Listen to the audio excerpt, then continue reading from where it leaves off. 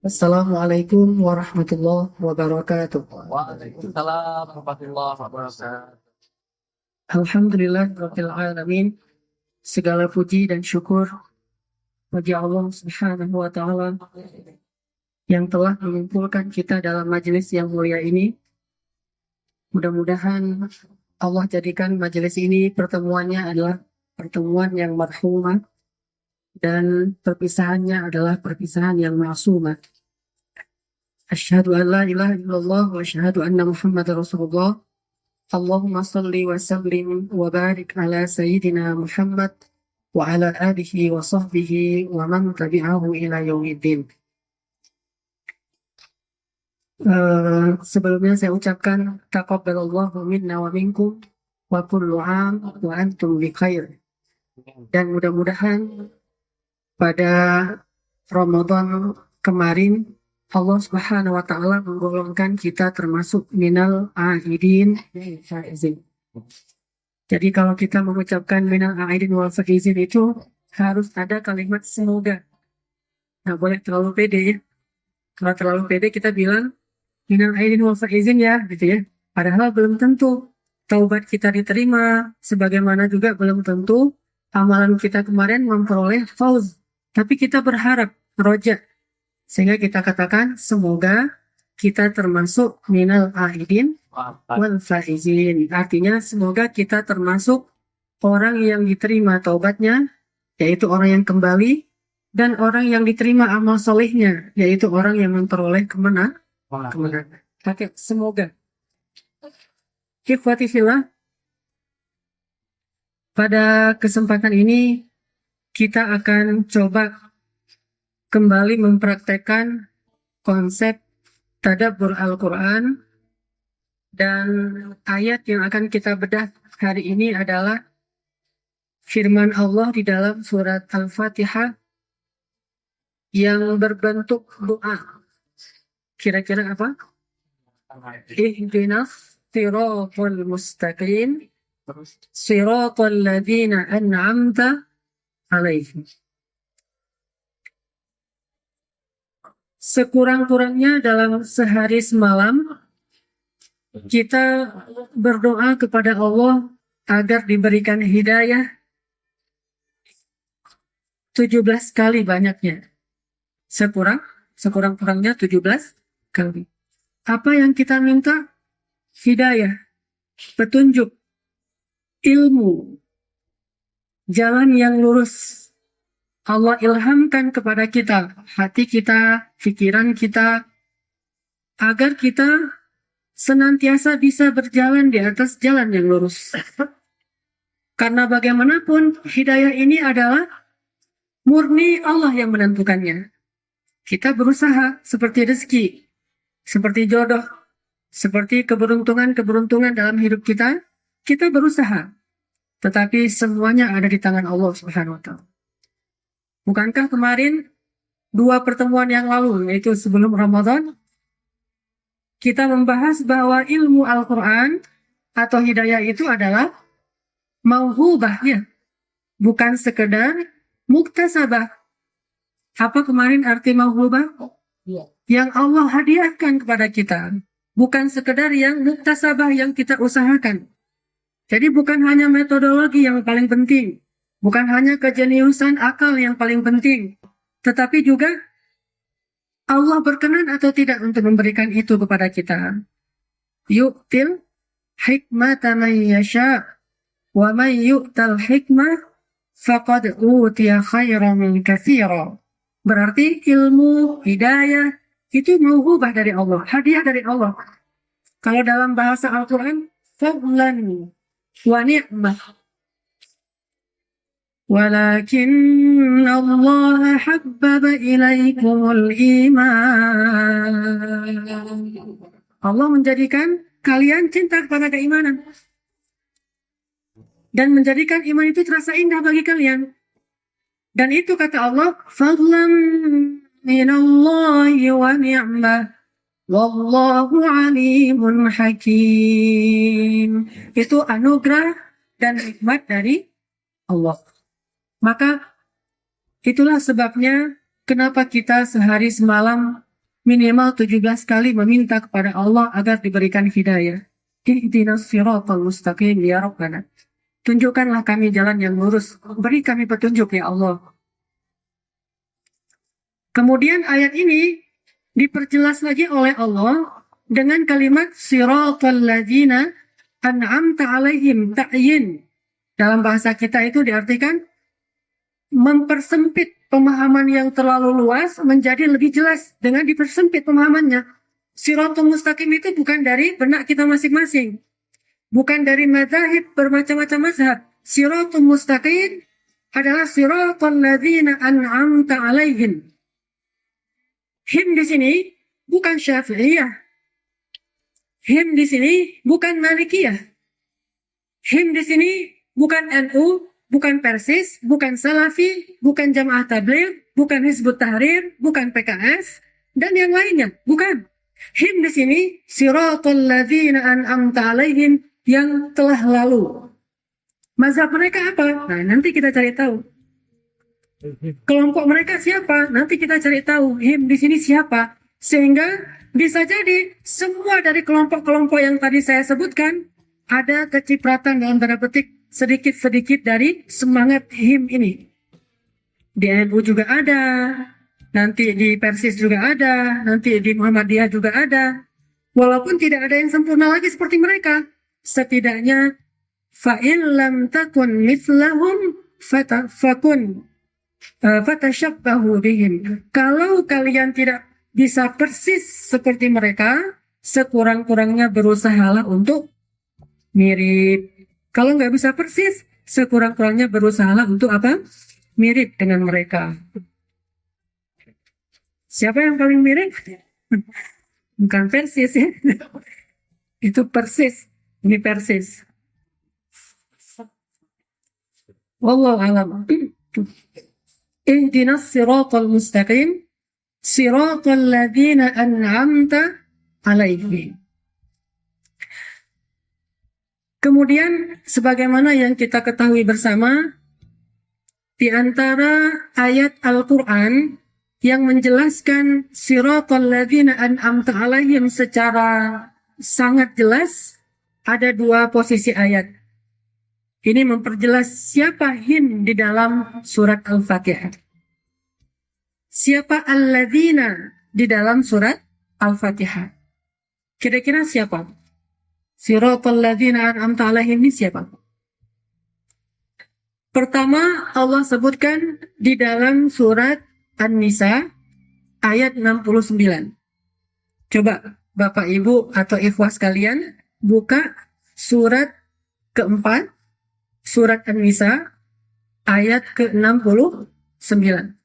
Itulah siratal ladzina an'amta alaihim yang dijelaskan di dalam salah satu ayat Al-Quran. Surat An-Nisa ayat 69. Kita tilawah ya.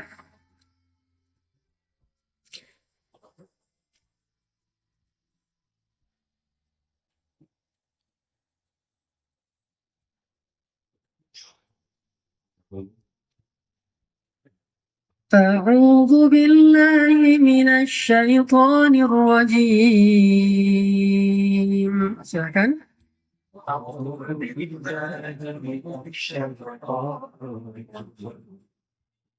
بسم الله الرحمن الرحيم.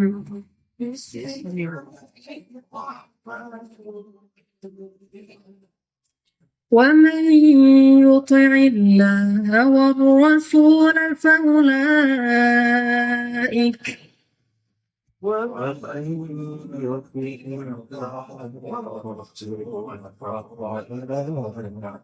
فأولئك مع الذين أنعم الله عليهم من النبيين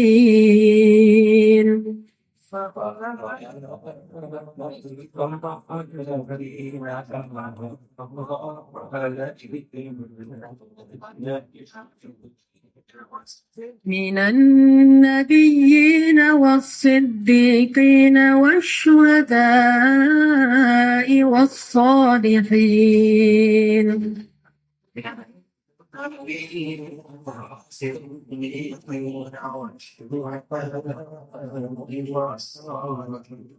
وحسن أولئك رفيقا.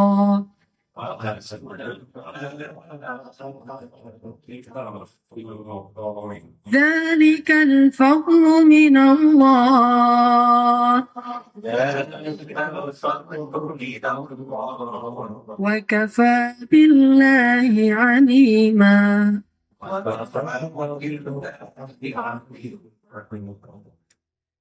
Di dalam ayat 69 kita temukan kalimat alladzina an'amallahu alaihim. Orang-orang yang telah Allah beri nikmat kepada mereka. Lalu dijelaskan siapa mereka? Minan nabiyyin, dari golongan para anbiya atau nabiyyin. Jumlahnya ratusan ribu jumlah para nabi. Ada ulama mengatakan 125 ribu, ada ulama mengatakan 350 ribu, bahkan sebagian kecil mengatakan 6 ribuan. Atau 600 ribu, wallahu alam. Ada ratusan ribu para nabi. Minan nabiyyin. Kemudian siddiqin.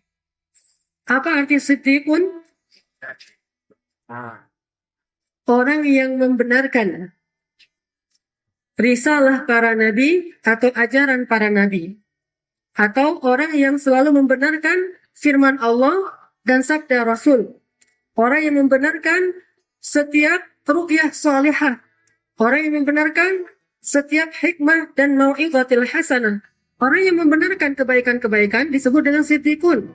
Secara lebih jelas lagi, mereka adalah para pengikut Nabi yang setia atau sahabat. Dan di antara mereka, simbolnya atau ikonnya adalah Abu Bakar atau Abu Bakar as-Siddiq. Siddiqin. Wasyuhada. Siapa syuhada? Orang yang bukan hanya membenarkan para nabi, tetapi juga membela para nabi dalam dakwah mereka sampai mereka terbunuh. Salah satunya kalau kita sebut di dalam surat Yasin, siapa namanya? Wajah amin aqsal madinati rajulun. Siapa rajulun itu? Habib An-Najjar. Sebagian ulama tafsir sekurang-kurangnya menerjemahkan seperti itu. Dia adalah syuhada salah satunya. Atau dalam sejarah Islam ada Hamzah, Mus'ab bin Umair, dan beberapa orang sahabat yang lain. Was-salihin, orang yang mengamalkan ajaran-ajaran para nabi itu dalam kehidupan mereka, atau bisa disebut dengan istilah sawam qawwam. Sawam qawwam. Sawam artinya orang yang siangnya banyak berpuasa. Qawwam artinya orang yang malam harinya banyak berdiri untuk sholat. Dalam bahasa ulama disebut dengan sawam qawwam. Orang yang banyak berpuasa di siang hari dan orang yang banyak melaksanakan ibadah di malam hari. Ini adalah para sholihun. Mereka lah yang Allah sebut di dalam surat Al-Fatihah, Siratal ladzina an'amta 'alaihim minan nabiyyin was-siddiqin wasyuhada'i was-salihin. Mereka lah yang kita jadikan sebagai teladan untuk kita ikuti. Kalau semua kelompok-kelompok yang tadi mengikuti mereka, tinggal kita berfastabiqul khairat saja. Kalau ada kekeliruan di antara yang satu dengan yang lain, tinggal kita watawasau bil haq, watawasau bis sabr. Tidak ada hak atau kewajiban bagi kita untuk menghujat, apalagi mengkafirkan, selama mereka masih mengkuduahkan orang-orang yang tadi ini. Semuanya mengatakan Umar adalah teladan kami, Abu Bakar adalah teladan kami, apalagi Rasulullah dan para nabi adalah teladan kami. Semuanya mengatakan itu. Tidak ada di antara sahabat yang mereka kafirkan, mereka hujat, enggak. Sama-sama berkiblat kepada kiblat yang sama, qudwah yang sama, Quran yang sama, hadis dengan Bukhari Muslim yang sama, hanya pemahaman yang berbeda-beda di antara mereka ini. Baik disebabkan daya nalarnya atau disebabkan metodologinya, tinggal kita watawasau bil haq, watawasau bis sabr. kalau ada yang keliru. Atau kalau sama-sama kekeh dengan pendapat masing-masing, tinggal kita fastabiqul khairat. Apa itu fastabiqul khairat? Berlomba-lomba aja. Siapa yang lebih duluan masuk surga, ya ayo kita berlomba-lomba. Berkarya dalam dakwah, Masjid Istiqomah buat ta'lim. Masjid Salman buat ta'lim. Masjid DT buat ta'lim, Al-Murabbi buat ta'lim, dan yang lainnya juga demikian. Tinggal fastabiqul khairat. Banyakan mana jamaahnya misalnya, atau lebih istiqomah siapa? Insya Allah istiqomah ya. Melakukan ta'lim. Ini semuanya hanya fastabiqul khairat. Nanti sesekali kita ngumpul bareng reuni misalnya, maka kita berlakukanlah ayat wa ta'awanu 'alal birri wat taqwa. Tapi jangan wa ta'awanu wa la ta'awanu 'alal itsmi wal 'udwan. Ini menunjukkan bahwa harus memiliki qudwah, uswah yang disebutkan oleh Al-Quran dan hadis, yaitu siratal ladzina an'amta 'alaihim. Kalau di sini kita mengkaji, insya Allah enggak terlalu sibuk dengan perbedaan. Siratal ladzina an'amta 'alaihim. Ayat lain yang memperjelas kalimat siratal ladzina an'amta 'alaihim selain surat An-Nisa 69 ada di surat Maryam. Coba ikhwas kalian buka surat 19, surat Maryam ayat 58. Surat Maryam ayat 58.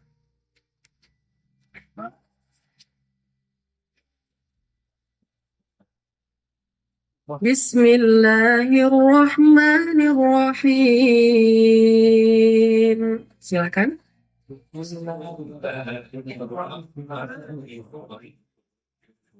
Ulaika alladzina an'ama Allahu 'alaihim minan nabiyyin.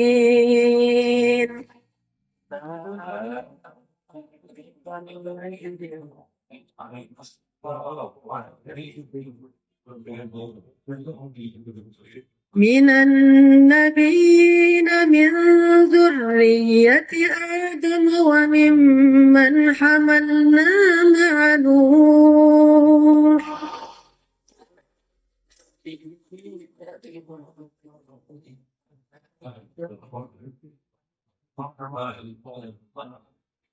ومن ذرية إبراهيم وإسرائيل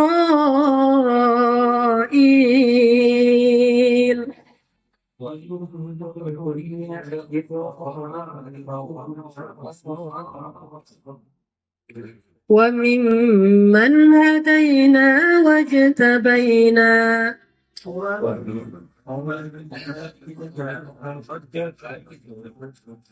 Di sini juga ada kalimat alladzina an'amallahu 'alaihim. Sama dengan di surat An-Nisa. Menjelaskan maksud dari siratal ladzina an'amta 'alaihim. Kalau menurut surat Maryam, siapakah alladzina an'amallahu 'alaihim ini? Nabiyyin. Nabiyyin min dzurriyyati Adam, anak keturunan Adam. Wa mimman hamalna ma'a Nuh, yang ikut bersama Nabi Nuh. Siapa yang ikut bersama Nabi Nuh?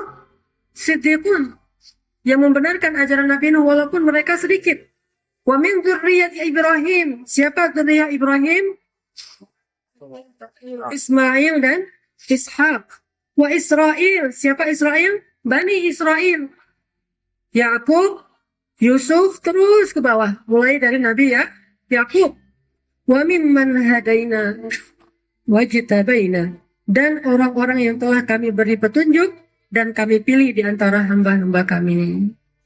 Ciri-ciri mereka apa? Idza tutla alaihim ayatul rahman kharru sujada wa bukiya. Ciri-ciri mereka senang menangis, terutama ketika mereka membaca Al-Quran, melewati ayat-ayat tentang neraka, kiamat, dosa, mereka mengucurkan air mata.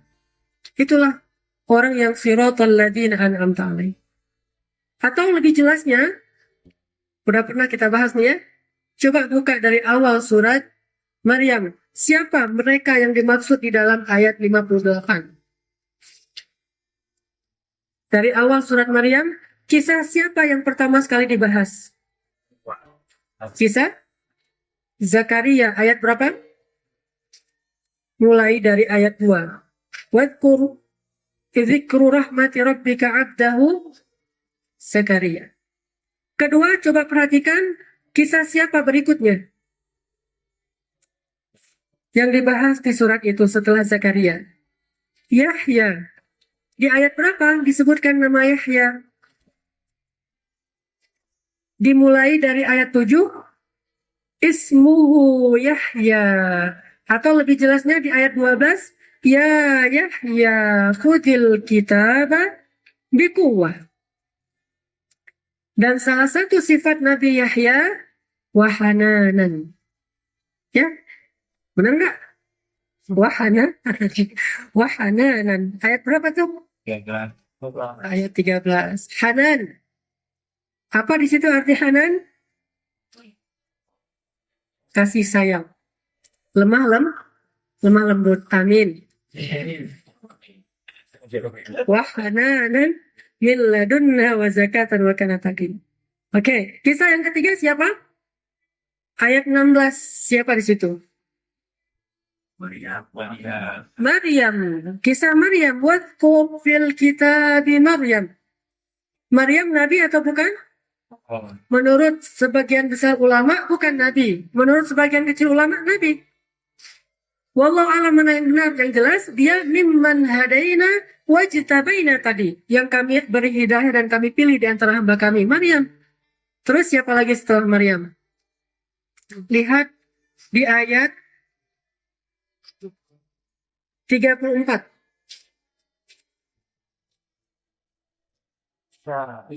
Dzalika Isa bin Maryam. Siapa? Isa.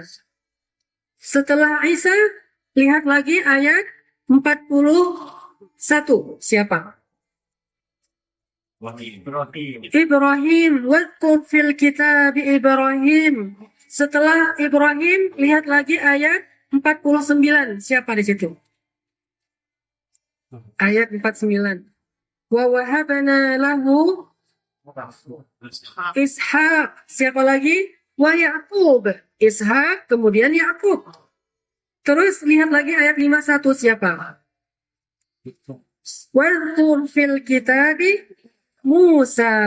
Lihat lagi ayat 53. Siapa? Wa wahabna lahu min rahmatina Harun. Akhahu Harun nabiyya. Harun. Lihat lagi 54. Ismail. Lihat lagi 56. Idris. Sekarang kita ulangi. 1. Zakaria. Setelah Zakaria, Yahya. Terus Maryam. Terus Isa. Terus Ibrahim. Terus Ishak. Yakub. Terus Musa. Terus Harun. Terus Ismail. Terus yang ke-11 Idris. 11 orang. Semua yang disebutkan tadi Allah simpulkan di ayat 58. Ulaika, kata Allah, mereka itu. Yang tadi semua disebutkan dari awal surat sampai ayat 57. Mereka itulah orang-orang yang Allah beri nikmat siratum mustaqim. Dan Allah mengambil secara simbolik saja, secara acak ya. Bukan cuma mereka, tapi ini secara acak saja. Salah satu kisah. Ulaika, mulai dari Zakaria sampai Idris, alladzina an'amallahu alaihim. Dan ulaika idza tutla alaihim ayatul rahman kharru sujadan wa bukiya. Inilah ayat lain selain surat An-Nisa yang memperjelas maksud siratal ladzina an'amta alaihim di dalam surat Al-Fatihah. Tinggal kita baca aja kisah mereka sekarang. Baca kisah Idris, bagaimana Allah berfirman, ya Idris, sampaikanlah walaupun satu ilmu kepada umatmu. Niscaya jika ada manusia yang beramal soleh, maka engkau akan mendapatkan pahala mereka. Jadi Nabi Idris itu pahala beliau terus mengalir sampai hari ini. Semua manusia yang beramal soleh, pahalanya juga diberikan kepada Nabi Idris. Wa rafa'nahu makanan aliyya. Lalu Allah mengangkat Nabi Idris. Di mana Nabi Idris dia cabut nyawanya? Bukan di bumi, di langit keempat. Nabi Idris wafat, dicabut nyawanya oleh malaikat Israel di langit keempat. Wa rafa'nahu makanan aliyya. Kita baca aja kisah mereka mulai dari Idris balik ke depan. Bagaimana kesabaran Zakaria menanti dianugerahi seorang anak. Bagaimana hebatnya anak kecil bernama Yahya dan Isa, sepupuan lagi tuh. Atau kita perjelas lagi nanti keluarga besar mereka nih, Zakaria dan Imran. Apa hubungan Zakaria dengan Imran? Apa bu? Hubungan antara Nabi Zakaria dengan Imran siapanya tuh? Ipar. Karena istrinya Nabi Zakaria dan istrinya Imran adik kakak. Jadi dua orang perempuan soleha ini, yang satu suaminya Nabi, yang satu lagi suaminya orang soleh sampai jadi nama surat Al-Quran. Jadi hebat banget dua perempuan ini, adik kakak, kemudian menikah dengan Zakaria satu, dengan Imran satu. Lalu lahirlah anak Maryam. Lahirlah nanti cucu Isa. Dari sini lahirlah anak bernama Yahya. Yahya dengan Isa jadi hubungannya apa? Sebagian ulama menyebutnya sebagai sepupuan, yang lain menyebutnya sebagai ponakan dan pamannya. Satu keluarga. Sehingga nanti kita baca lagi kisah istri Imran di dalam surat Ali Imran. Dalam sejarah-sejarahnya kita belajar banyak dari Maryam. Kata Nabi, tidak ada banyak laki-laki yang sempurna, tapi tidak ada perempuan yang sempurna kecuali 4. Laki-laki sempurna banyak. Artinya yang sempurna ini siapa? Para nabi. Bukan kita. Para nabi. Para nabi itu sempurna. Tapi perempuan tidak ada yang sempurna kecuali 4. Siapa? Maryam, Asia, Khadijah, Fatimah. Kalau Aisyah lain lagi hadisnya. Jadi 4 orang ini, Maryam, Asia, Khadijah, dan Fatimah. Kita baca kisah Maryam. Ternyata dalam kisah-kisah mereka inilah kita bisa menemukan contoh konkret potret dari Siratul Mustaqim. Jadi kalau mau tahu gimana Siratul Mustaqim, baca aja kisah mereka. Kita udah mengerti kurang lebih inspirasi tentang Siratul Mustaqim. Ustadz, saya sebagai seorang perempuan yang belum menikah, sebagai seorang muslimah, Siratul Mustaqim saya gimana Ustadz? Baca Maryam. Baca Khadijah. Saya udah punya anak, Ustadz gimana? Baca Khadijah. Ustadz, saya sebagai seorang istri gimana? Baca Khadijah dan Fatimah. Ustadz, suami saya ternyata nggak sefaham dengan saya, dia jarang ikut talim. Baca Asia. Tapi suaminya bukan Firaun. Masih mending dibandingkan Firaun kan ya? Asia aja suami Firaun sabar, apalagi kita suaminya bukan Firaun, orang yang baik. Hanya belum paham agama. Baca Asia. Itulah Siratul Mustaqim kita, kan gampang banget. Yang disebutkan di dalam surat At-Tahrim misalnya, bagaimana Asia berdoa, Rabbi banili indaka baitan fil jannah. Ya Rabbi, bangunkanlah untukku satu rumah atau satu istana di sisimu di dalam surga. Buka At-Tahrim, surat 66. Biar ibu-ibu hafal nih. Doa dari Asia.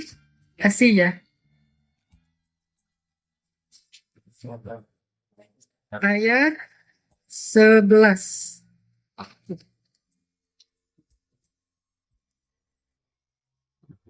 وضرب الله مثلا للذين آمنوا امرأة فرعون. Allah memberikan suatu contoh untuk orang yang beriman, yaitu istri. Apa maksud Allah memberikan satu contoh? Masal. Apa maksud masal? Teladan. Contoh itu kan untuk dicontohi kan? Contoh itu untuk diambil ibrah, untuk dicontohi. Kalau baik kita ikuti, kalau buruk berarti kita jangan mengulangi hal yang sama. Itu arti contoh. Buatlah sebagaimana contoh kan gitu kan ya? Atau buatlah yang tidak sesuai dengan contoh. Kan ada juga tuh. Carilah sesuatu yang berbeda dengan yang di sini. Cari berarti yang tidak sesuai. Kalau ini buatlah sesuai contoh. Nabi adalah contoh. Istri Firaun adalah contoh bagi perempuan-perempuan muslimah. وَضَرَبَ اللَّهُ مَثَلًا لِلَّذِينَ آمَنُوا. Siapa? Imra'ata Fir'aun. Apa yang dikatakan imra'ata Fir'aun? Idh qalat, ketika dia berkata, Rabbi benili indaka baitan fil jannah. Ini hafal, terutama bagi akhwat. Hafal doa ini. Ya Rabbi, bangunkanlah untukku di sisimu sebuah istana di dalam surga. Kapan Asiyah membaca doa ini? Akhwat, kapan Asiyah membaca Rabbi benili indaka baitan fil jannah? Ketika Asiyah berada di atas tiang salib. Ketika Asiyah disiksa oleh Fir'aun. Ketika Asiyah menjemput syahid atau kematiannya. Saat dalam keadaan tersiksa, Asiyah berkata, Rabbi ibnili indaka baitan fil jannah. Langsung Allah bukakan tabir, sehingga pada saat itu juga Asiyah melihat rumahnya di dalam surga, dia tersenyum dan dia syahid. Kata para ulama sejarah, Asiyah adalah wanita satu-satunya yang pernah melihat surga, walaupun kakinya masih berada di atas bumi. Langsung melihat surga. Kenapa? Rabbi benili indaka baitan fil jannah. Itu masal. Itu adalah contoh bagi perempuan-perempuan yang beriman. Sehingga ketika mereka menghadapi masalah, agar menguatkan kesabaran, mereka baca doa ini. Misalnya lagi sebel sama suami. Sebel sama suami, sabar kan, daripada nanti jadi ribut, Allah ngalah aja deh. Misalnya ada perbedaan pendapat, suami bilang A, kita bilang B, ternyata ribut. Ya udah diam aja lah daripada ribut. Gak enak juga depan anak-anak, atau mungkin masih depan mertua dan sebagainya, kita diam. Pas kita diam, kita bilang, Rabbi benili indaka baitan fil jannah. Ini solusinya. Atau ketika kita capek mengurus anak di rumah, kita capek untuk memasak, mengurus rumah segala macam, banyak lelah ya. Ketika kita sedang nyapu, Rabbi benili indaka baitan fil jannah. Ketika kita masak, Rabbi benili indaka baitan fil jannah. Jangankan ibu-ibu, saya aja pakai doa ini. Kalau bukan pas lagi sebel aja, kalau lagi capek. Kadang-kadang pembantu pulang nih, apalagi kayak kemarin mendekati mudik, pembantu pulang. Sementara jadwal saya makin dekat dengan Idul Fitri, makin full. Istri juga saya tahu dia begitu banyak pekerjaannya, sehingga kadang-kadang walaupun saya lelah capek pulang ke rumah, saya masih harus ngurus rumah, mungkin ada berantakan, atau mungkin kotor, saya nyapu. Kadang-kadang lagi nyapu banyak SMS, Ustaz, udah sampai di mana, segala macam. Rabbi benili indaka baitan fil jannah. Ini adalah semangat. Semangat ketika kita diuji. Karena capek kita nggak sia-sia. Capek kita berbuah surga. Tapi jangan diterusin ya doanya ya. Wa najjini min fir'aun wa amali. Jangan. Karena itu khusus untuk Asia. Dan selamatkanlah aku dari Fir'aun dan perbuatannya. Wa najjini minal qaumidz zalimin. Insya Allah suami kita tidak termasuk orang yang zalim lah. Cukup Rabbi benili indaka baitan fil jannah. Ini namanya siratal ladzina an'amta alaihim dalam kurung Asia. Siratal ladzina an'amta alaihim dalam kurung Zakaria. Siratal ladzina an'amta alaihim dalam kurung Aisyah dan yang lainnya. Begitulah. Termasuk dalam dakwah. Bagaimana dakwahnya Ibrahim? Qala salamun alaik. Keselamatan bagimu. Masih bilang assalamualaikum kepada orang yang musyrik. Walaupun dia dihujat dan diancam. La illam tantahi la arjumannaka wahjurni maliya, kata bapaknya. Kalau kamu nggak berhenti dakwah, aku akan merajam kamu Ibrahim. Pergi kamu sejauh mungkin, jangan pernah lagi terhadapanku. Tapi dia bilang salamun alaik. Begitulah dakwah orang-orang yang siratul mustaqim. Bukannya sibuk untuk memvonis orang lain dengan kafir, dengan masuk neraka, dengan enggak. Dia maafkan, salamun alaik. Soal neraka urusan Allah lah. Soal kafir urusan ulama. Soal kita, orang yang salah gimana kita benerin. Kalau dia salah, kita benerin. Bukan sekedar kita berdiri di atas mimbar, memvonis sana sini, ini sesat, itu sesat, enggak. Masalah sesat ini kita bicarakan secara tertutup, secara terbuka, watawasau bil haq, watawasau bis sabr. Karena menyesatkan orang itu lebih mudah daripada mencari solusi. Kalau bilang itu sesat, kan gampang kan? Selesai semua. Kita nggak punya masalah. Tapi kalau gimana solusinya? Kalau itu sesat, kalau itu salah, gimana solusinya? Ini lebih teknik. Kita harus muterin otak kita. Oh, kalau saya beritahu nanti dia marah. Kalau saya tunjukkan cara saya, dia nggak pernah mau ikut. Gimana caranya? Nah, ini lebih sulit. Itulah dakwahnya Ibrahim. Itulah dakwahnya Nuh alaihi salam. Itulah dakwah Siratul Mustaqim. Baca lagi. Kita memang harus banyak baca dari mereka agar kita tahu jalan yang lurus itu seperti apa gambaran konkretnya. Laki-laki dan perempuan. Ada masalah dengan suami yang penghasilannya kecil. Sementara tugas dakwahnya banyak. Kebutuhan keluarga nggak selalu tercukupi. Kira-kira perempuan yang kayak gini siapa yang jadi teladan kita? Bu. Fatimah. Itu pas banget tuh. Kalau Khadijah dia punya penghasilan sendiri kan? Tapi kalau Fatimah berat banget. Ali sejak menikah aja udah kurang modal. Dikasih tambahan modal sama Rasul untuk nikahin anak Rasul. Belajar dari Fatimah, anak yang begitu cantik, anak orang yang mulia, bapak ibunya mulia, tinggal dalam himpitan hidup yang begitu berat, harus mengurus anak laki-lakinya, belum lagi nanti tugas dakwahnya segala macam. Sementara suaminya kerjanya serabutan, tidak jelas. Kadang dia motong kayu kurma yang sudah kering, dijual ke pasar sebagai bahan bakar. Kalau bahasa kita sekarang, kayu bakar. Kadang dia kerjanya bantu orang lain di pasar, ngangkat-ngangkat barang, nanti dia dikasih gandum bawa pulang ke rumah. Kadang-kadang yang dikasih itu gandum kasar, sehingga dihaluskan lagi oleh Fatimah, dijadikan roti baru siap dimakan. Sehingga wajar sekali jika sebegitu lelahnya Fatimah, akhirnya dia datang kepada Rasulullah minta pembantu kan? Ternyata Rasulullah bukan ngasih pembantu, ngasih apa? Zikir. Malah ngasih zikir. Nah, kalau kita misalnya mengalami hal yang sama, pakailah zikir itu. Pas lagi nggak ada pembantu di rumah, subhanallah, alhamdulillah, wala ilaha illallah, Allahu akbar. Atau baca al-ikhlas, al-falaq, an-nas sebelum tidur. Ini adalah siratul mustaqimnya Fatimah. Banyak nanti lagi kisah-kisah yang lain. Siratul mustaqimnya Maryam. Ini lebih dahsyat lagi nih. Bagaimana dia belajar untuk diam menghadapi hujatan-hujatan orang yang banyak. Allah berfirman kepada Maryam, فَإِمَّا تَرَيِنَّ مِنَ الْبَشَرِ أَحَدًا فَقُولِي إِنِّي نَذَرْتُ لِلرَّحْمَنِ صَوْمًا فَلَنْ أُكَلِّمَ الْيَوْمَ إِنْسِيًّا. Aku nggak mau bicara hari ini. Dihujat habis-habisan, diam aja tuh. Nah, ini Maryam banget. Orang menghujat dia, dikatain macam-macam, difitnah. Ya daripada kita ribut-ribut, diam aja. Diam ini, kenapa? Saya lagi belajar sirotnya Maryam. Siratul mustaqim dalam kurung Maryam. Nanti kalau kita baca laki-laki, banyak juga tuh. Lebih banyak lagi kan? Dan lebih berat lagi. Luar biasa kisah-kisah siratul mustaqimnya laki-laki.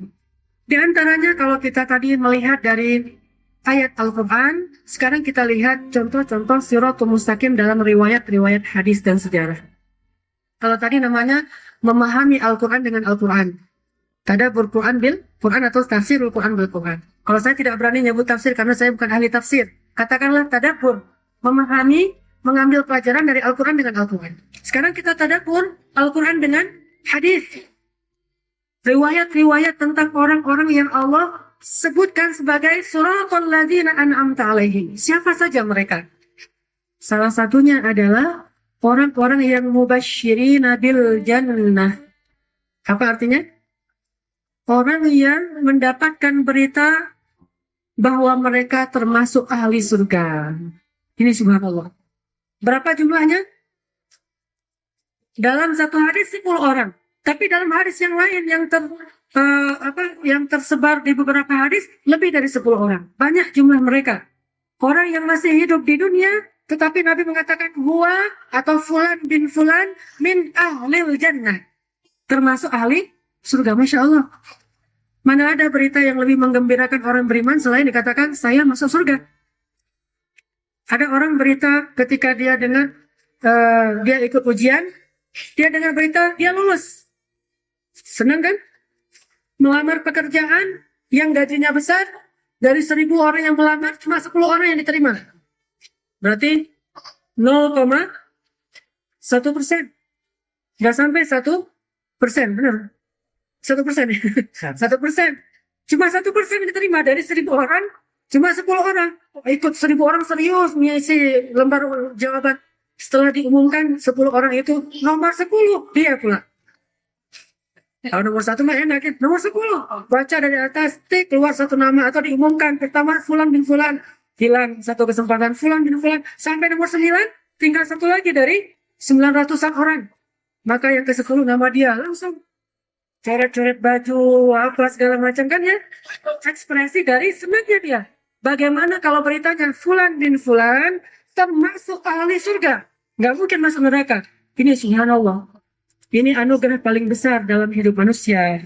Seandainya dibilang Hanan bin Abdurrahman min ahlil jannah, kan ini nggak ada hadisnya, hadis palsu yang ada ya. Subhanallah kalau bisa gitu. Makanya kita belajar dari nama-nama orang kayak gini. Siapa saja mereka? Mubasyirin bil jannah, orang yang mendapatkan berita gembira dari Rasulullah, termasuk ahli surga. Hadis yang mengumpulkan 10 orang sahabat dalam satu hadis min ahli jannah. Di antara 10 orang itu siapa aja? Abu Bakar pastinya, As-Siddiq. Kemudian Umar bin Khattab. Kemudian Utsman bin Affan. Kemudian Ali bin Abi Thalib. Ini insya Allah populer karena Khulafaur Rasyidin. Kalau orang mengatakan ketiga orang yang di atas atau minimal Abu Bakar dan Umar itu finnar di dalam neraka, coba tanya aja kepada Ali bin Abi Thalib. Berapa orang istri Ali? 2 orang. Istri pertamanya Fatimah. Setelah Fatimah wafat, Ali menikah lagi. Anak Ali dari Fatimah namanya Hasan dan Husain. Oke. Anak Ali dari istrinya yang kedua namanya? Yang pertama namanya Abu Bakar. Yang kedua namanya Utsman. Yang ketiga namanya yang kedua namanya Umar. Yang ketiga namanya Utsman. 3 anak Ali dari istri keduanya, Abu Bakar, Umar, Utsman. Kalau mereka benci kepada 3 nama ini, lantas bagaimana mereka mencintai Ali yang memberikan 3 nama orang ini kepada anak-anaknya? Dan nggak mungkin kan gara-gara Ali benci banget pada 3 orang ini dikasih nama anaknya. Saking bencinya nih saya abadikan deh. Nggak mungkin kan? Misalnya saya sekarang benci pada Asisi nih, yang mengkudeta Mursi di Mesir, banyak membunuh kaum muslimin. Saya kasih nama anak laki-laki saya Asisi. Kan nggak mungkin. Yang biasanya dikasih nama anak yang dia cintai kan. Misalnya saya senang dengan Presiden Mesir Muhammad Mursi yang hafiz Al-Quran, saya kasih nama anak laki-laki saya Muhammad Mursi. Atau dulu ada pejuang di Shishan namanya, saya suka dengan nama ini, Syamil Basayev. Tahu ya? Saya kasih nama anak laki-laki saya Syamil Basayev. Atau ada nama Umar Al-Faruq, saya kasih nama Umar Al-Faruq. Atau ada namanya Rantisi, saya kasih nama Rantisi. Tapi kalau karena saya benci, namanya misalnya nggak enak nyebut nama orang yang kita benci. Yang non muslim lah katakan, misalnya Ariel Sharon, saya kasih nama Ariel Sharon. Panggilnya apa? Aaron. Ron. Siapa nama kamu ke Ron? Namanya Ariel Sharon. Tidak mungkin. Maka nggak mungkin Ali bin Abi Thalib memberi nama Abu Bakar, Umar dan Utsman karena dia benci pada 3 orang ini. Nggak mungkin. Justru karena dia mencintai 3 orang inilah. Maka jelas banyak sekali kekeliruan jika mengatakan Abu Bakar dan Umar itu finnar dalam neraka. Nabi mengatakan dia mubasyirin bil jannah. Salah satu di antara 10. Sampai ke Ali. Terus Abdurrahman bin Auf. Kita tahu dia. Zubair bin Awam. Hawari Rasul julukannya. Ada Talha bin Ubaidillah. Ada Abu Ubaidah bin Jarrah. Abu Ubaidah ini Aminul Ummah ya. Yang paling amanah. Ada Sa'ad bin Abi Waqqas, paman Nabi dari ibunya, Khal, Asadullah, singa Allah, dan ada Sa'id bin Zaid. Saya ulangi, Abdurrahman bin Auf, Zubair bin Awam, Abdurrahman bin Auf, Zubair bin Awam. Zubair ini siapanya Abu Bakar? Menantunya Abu Bakar. Suaminya Asma. Kakak iparnya Aisyah. Suami Asma. Asma, Zubair, lahirlah nama anak mereka Abdullah. Asma dan Zubair. Zubair bin Awam. Talha bin Ubaidillah.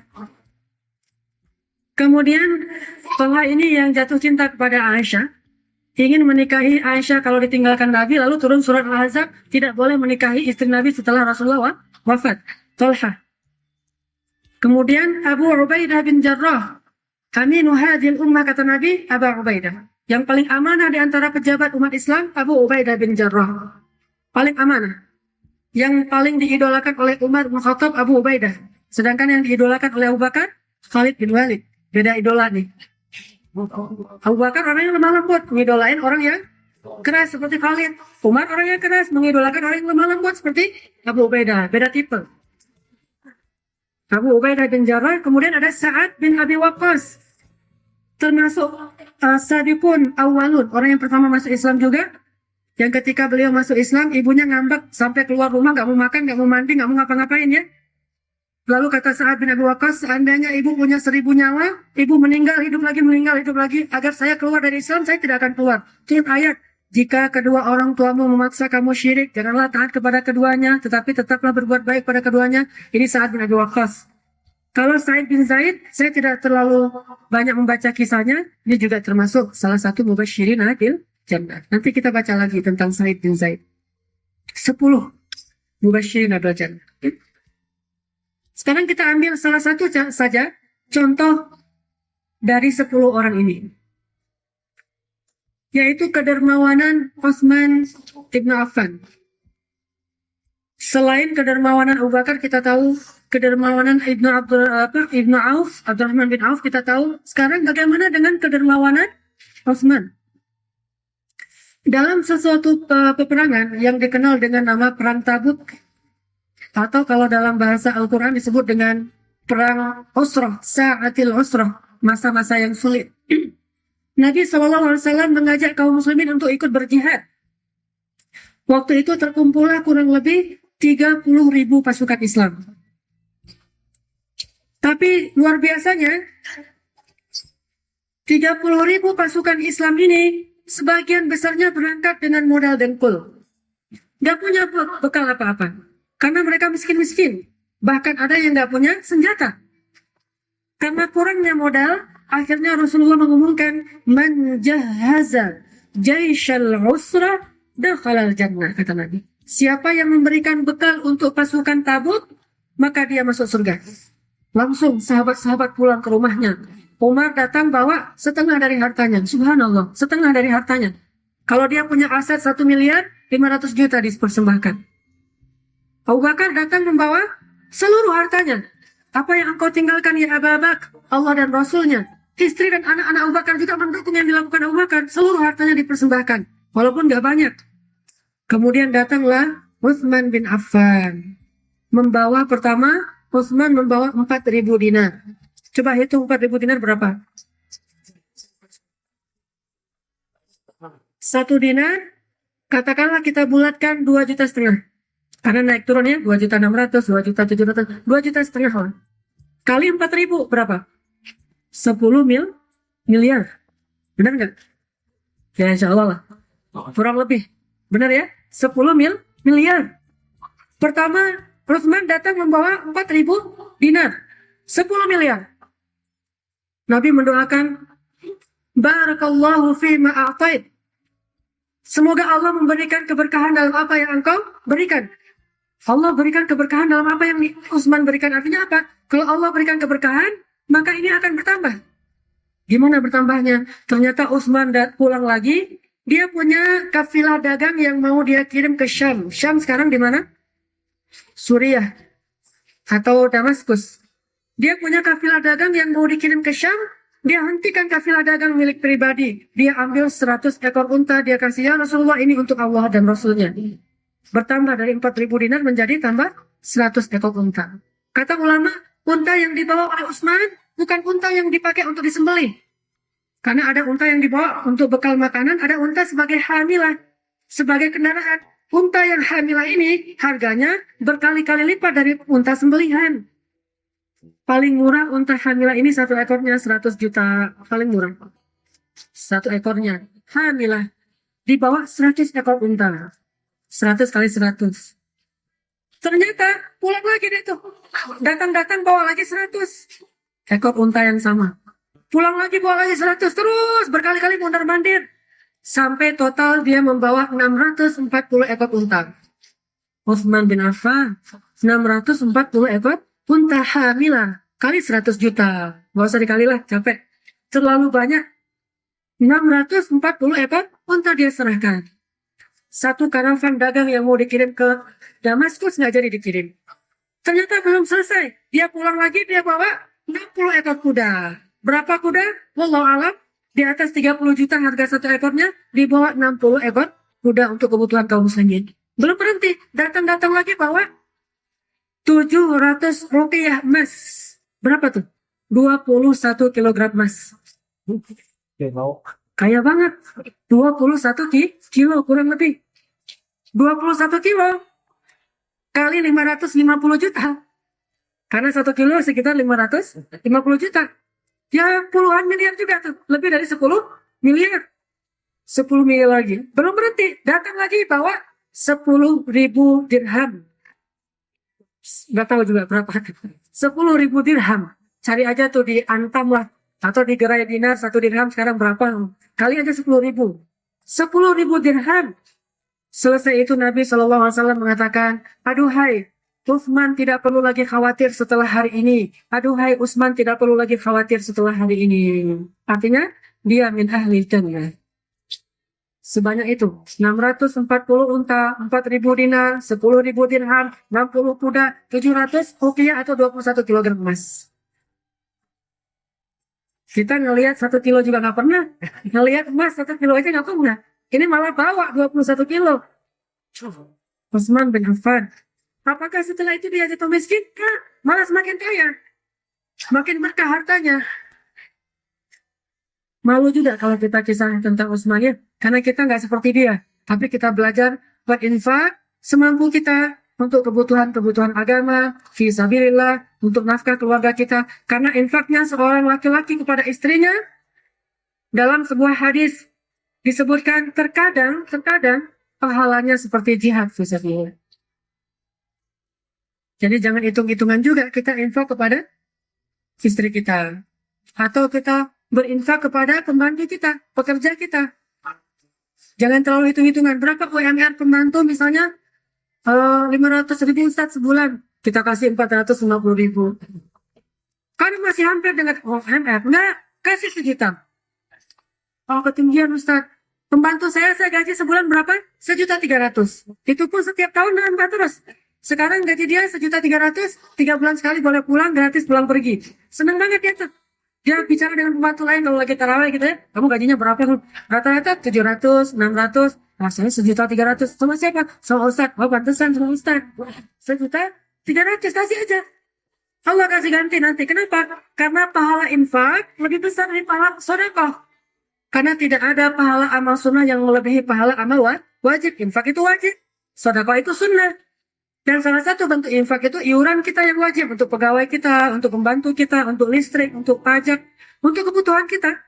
Listrik, air, itu infak, bukan bayar ke pemerintah. Itu kewajiban kita. Dan itu berpahala di sisi Allah jika kita ikhlas. Jadi nggak usah khawatir, harga listrik naik, infaknya bertambah. Harga misalnya air naik, bertambah, BBM naik, bertambah infak kita. Karena untuk kebutuhan kita kan.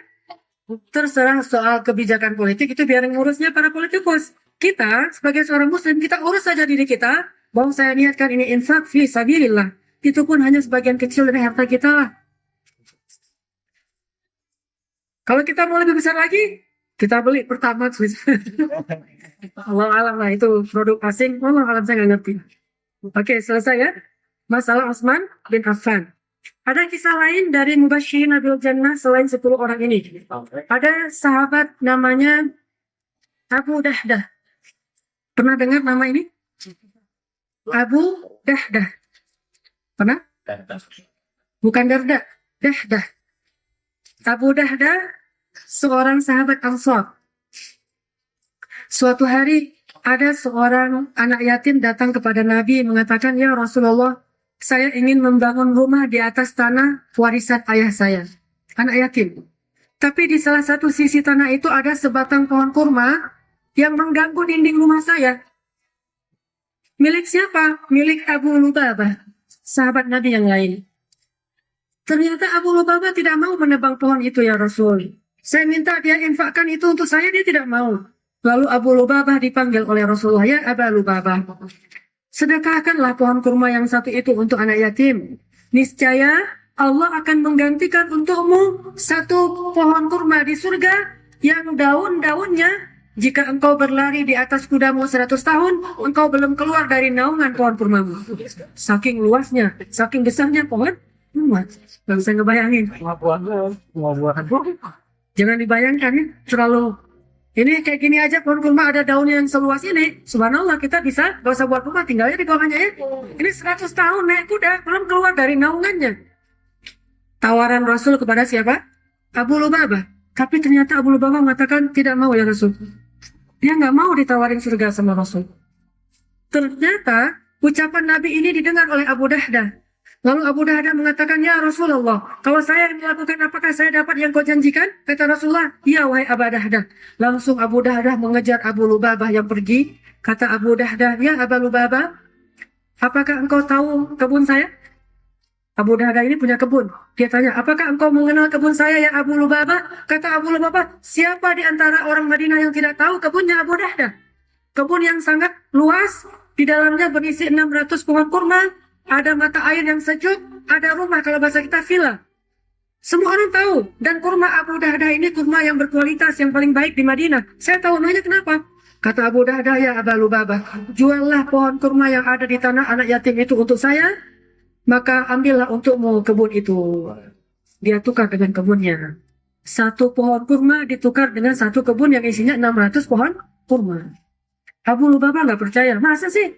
Demi Allah ini serius ya Abu Lubabah. Akhirnya Abu Lubabah mau. Ditawarin surga nggak mau. Ditawarin kebun mau. Akhirnya dia menjual kurmanya untuk mendapatkan kebun Abu Dahdah. Setelah membeli pohon kurmanya Abu Lubabah, Abu Dahdah langsung datang kepada anak yatim mengatakan, ya Gulam, ambillah pohon kurma ini untukmu sebagai hadiah dari saya. Sedekah. Terserah mau kamu tebang, mau kamu pakai, silahkan. Ternyata berita ini terdengar oleh Rasulullah dan Rasulullah mengatakan, aduhai, betapa luas dan banyaknya kebun-kebun yang rindang milik Abu Dahdah di dalam surga. Lalu Abu Dahdah pulang ke rumahnya dengan perasaan gembira, kayak orang habis dapat untung besar dalam sebuah tender tuh. Besar, tuh gembira banget. Dia datang dengan penuh semangat, wajahnya berseri-seri. Dia pergi ke kebunnya yang tadi sudah dijual, dan di situ ada rumahnya. Ternyata istri dan anak Abu Dahdah sedang metik buah kurma milik mereka. Lalu kata Abu Dahdah, wahai istriku, wahai anakku, keluarlah dari kebun ini, karena kebun ini bukan lagi milik kita. Istrinya berkata, ya Abu Dahdah sudah engkau jual? Berapa keuntungannya? Istrinya kan senang. Berapa keuntungannya Abu Dahdah? Kata Abu Dahdah, aku telah menjualnya kepada Allah, dan keuntungannya adalah surganya istriku. Apa kata istrinya? Itu baru namanya untung besar. Itu baru namanya untung besar. Lihat istri yang soleha. Bukannya, oh dosa. Nah, lihat istri yang soleha. Itu baru namanya untung besar. Dan mereka keluar dari kebun itu dengan sukacita, senang. Alhamdulillah suami saya dapat untung besar dari proyeknya kepada Allah. Tijaratun lan tabur. Ya ayyuhalladzina amanu hal adullukum ala tijaratin tunjikum min azabin alim tu'minuna billahi wa rasulih wa tujahiduna fi sabilillah bi amwalikum wa anfusikum bi amwalikum dzalikum khairun lakum in kuntum ta'lamun. Itu lebih baik bagi kalian. Istrinya paham banget ayat ini. Itu baru namanya untung ya Abu Dahdah. Itu baru namanya untung. Rabahta ya Abu Dahdah, rabahta ya Abu Dahdah. Engkau beruntung. Senang banget. Nggak kecewa. Kadang ada seorang suami yang sedekah, ada penggalangan dana untuk saudara-saudara di Palestina. Papa tadi kasih berapa? 1 juta. Kemarin mama minta di mall nggak dikasih. Mama minta cuma 100.000 nggak dikasih, 1 juta kasih ke orang yang kita nggak kenal. Berarti tidak paham. Ya ayyuhalladzina amanu. Istri Abu Dahdah, istri Abu Bakar, istri Utsman bin Affan.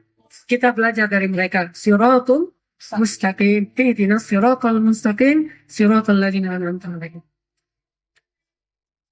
Selain cerita Abu Dahdah, di antara orang yang dijamin surga, ada cerita Zakwan Ibnu Abdi Qais. Pernah dengar? Zakwan Ibnu Abdi Qais. Ini nama-nama yang jarang disebutkan, tetapi ternyata termasuk orang yang diberitakan surga oleh Nabi dan ahli jannah. Zakwan Ibnu Abdi Qais. Suatu malam yang gelap, sebelum terjadi peperangan di sebuah medan perang, Nabi Shallallahu Alaihi Wasallam keluar dari tenda beliau. Biasanya beliau punya tenda, keluar dari tenda dan bertanya kepada sahabat dalam kegelapan.